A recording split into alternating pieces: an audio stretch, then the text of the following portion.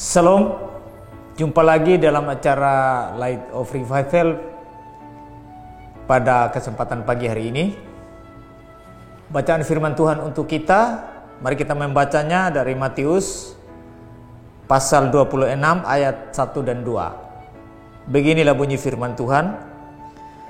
Setelah Yesus selesai dengan segala pengajarannya itu, berkatalah ia kepada murid-muridnya, "Kamu tahu bahwa 2 hari lagi akan dirayakan Paskah, maka Anak Manusia akan diserahkan untuk disalibkan." Penderitaan Yesus menggantikan penderitaan manusia berdosa.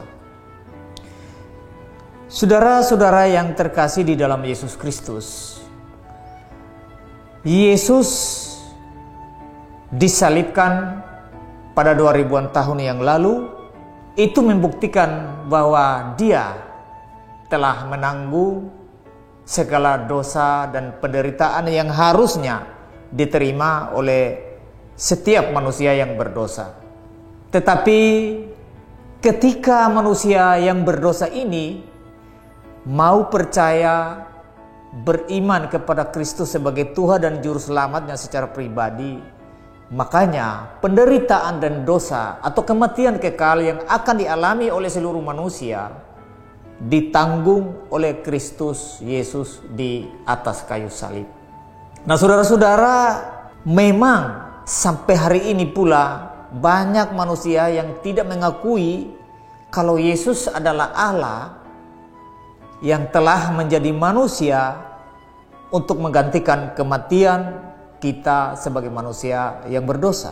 Karena itulah banyak orang yang menganggap bahwa Yesus bukan Allah, menganggap bahwa Yesus tidak pernah disalibkan untuk menggantikan kematian manusia berdosa, sehingga sampai saat ini terlalu banyak orang yang tidak percaya kepada Yesus sebagai Tuhan dan penebus dosa. Karena itu saudara-saudara, kesempatan yang terbaik bagi kita saat ini, marilah kita sungguh-sungguh percaya, menerima Dia sebagai Juru Selamat dan Tuhan kita secara pribadi, supaya seluruh dosa dan pelanggaran kita boleh ditangguh oleh Dia di atas kayu salib, sehingga saya dan saudara boleh bebas dari dosa, bahkan kematian kekal di neraka selama-lamanya.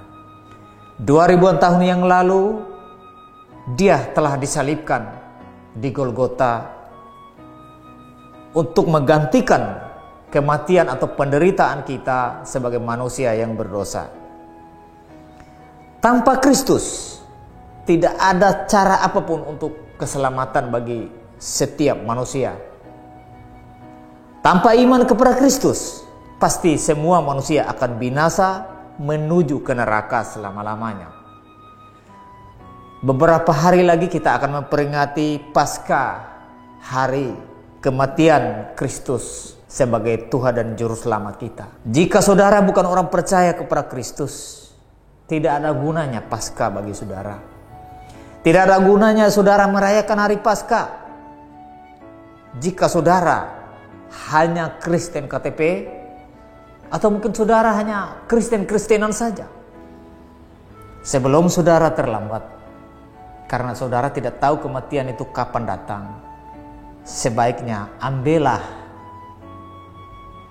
kesempatan pada saat ini juga. Terimalah Kristus sebagai Tuhan dan Juru Selamatmu. Rasul Paulus mengatakan bahwa mati adalah keuntungan. Artinya, kalau orang percaya sungguh-sungguh kepada Kristus, ketika saudara mati atau berakhir hidup dari dunia yang fana ini, tidak ada tempat lain. Satu-satunya tempat yang berbahagia, yang penuh kebahagiaan, kesenangan, kedamaian hanyalah surga bersama-sama dengan Kristus. Banyak orang hari ini saudara-saudara yang menunda penerimaan atau kepercayaannya kepada Kristus dengan alasan, dengan berbagai hal. Karena mereka masih muda, masih kuliah, belum menikah, masih cari kerja dan lain-lain. Tapi saudara ingatlah, kematian tidak pernah diberitahu atau tidak pernah diketahui oleh siapapun. Kematian itu bisa datang, bisa sekarang, nanti, atau mungkin tahun depan atau 10 tahun depan. Kita tidak tahu. Banyak orang yang sudah bau tanah tapi tidak mati-mati, tetapi ada orang yang masih bau parfum tiba-tiba mati. Karena itu nasib kita tidak tahu. Jadi jangan tundakan waktu, jangan sia-siakan kesempatan yang ada. Terimalah Yesus sebagai penebus dosamu, sehingga penderitaan dan kematian kekal telah ditanggung oleh Kristus di atas kayu salib. Sehingga saya dan saudara ketika sudah percaya, sudah beriman kepadanya, kita bebas dari hukuman yang kekal itu. Kiranya firman Tuhan yang sangat singkat ini boleh memberkati saya dan saudara. Amin. Mari kita berdoa.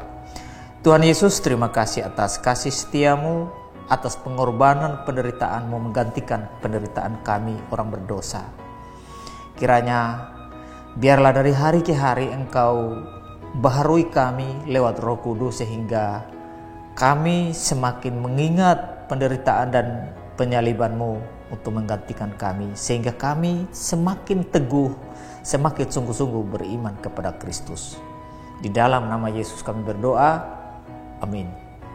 Baik saudara, kiranya firman Tuhan boleh menjadi pedoman di dalam kehidupan rohani kita sehari-hari.